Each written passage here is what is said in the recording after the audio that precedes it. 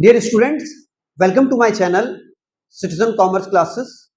प्यारे बच्चों, जैसा कि आप लोग जानते हैं कि क्लास 12th का अकाउंटिंग रेशियो का चैप्टर आजकल चल रहा है, उसकी हम लोग प्रैक्टिकल क्वेश्चंस सॉल्व कर रहे हैं। तो आइए शुरू करते हैं। यहाँ बोर्ड पर डेट टू इक्विटी रेशियो का एक क्वेश्चन दिया हुआ है आपको। इसमें आपको करंट रेशियो दिया हुआ है 3:1, वर्किंग कैपिटल है 5 लाख, टोटल एसेट्स हैं 8,75,000, टोटल डेट्स हैं 7,50,000। तो सबसे पहले हम लोग इसमें करंट लायबिलिटीज कैलकुलेट करते हैं।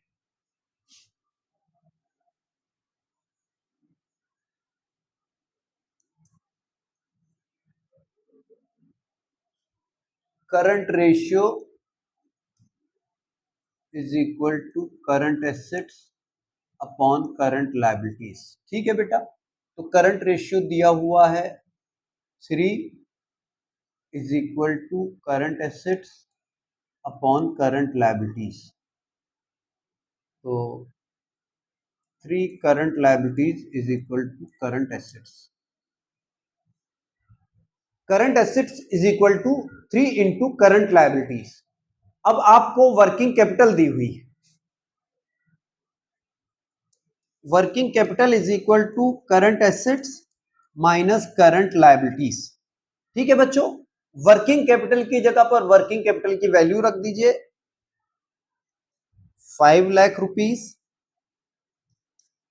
और करंट एसेट्स की जगह पर 3 इंटू करंट लायबिलिटीज कर दीजिए।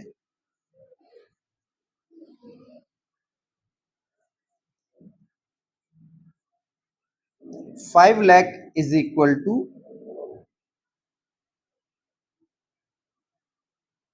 2 इंटू करंट लायबिलिटीज। अब दोनों तरफ 2 से डिवाइड करेंगे तो आपका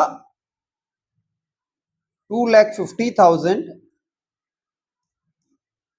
is equal to current liabilities आ जाएगा। करंट लायबिलिटीज की वैल्यू आ गई 2,50,000। ठीक है, जब करंट लायबिलिटीज आ गई तो अब हम लॉन्ग टर्म डेट्स निकाल सकते हैं।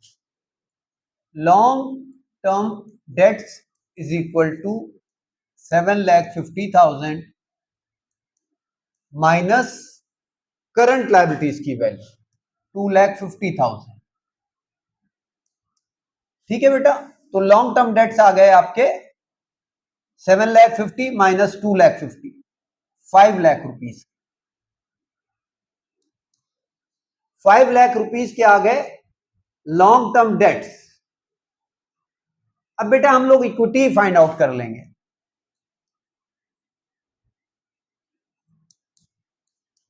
तो इक्विटी की वैल्यू होगी टोटल एसेट्स,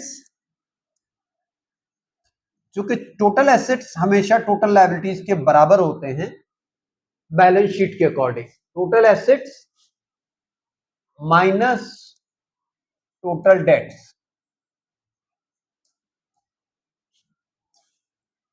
आपको टोटल एसेट्स दिए हुए हैं 8,75,000 रुपीस के, और टोटल डेट्स हैं 7,50,000 rupees. 875 minus 750 is equal to 1,25,000। अब बेटा जैसा कि हम लोग जानते हैं कि डेट टू इक्विटी रेशियो जो होता है,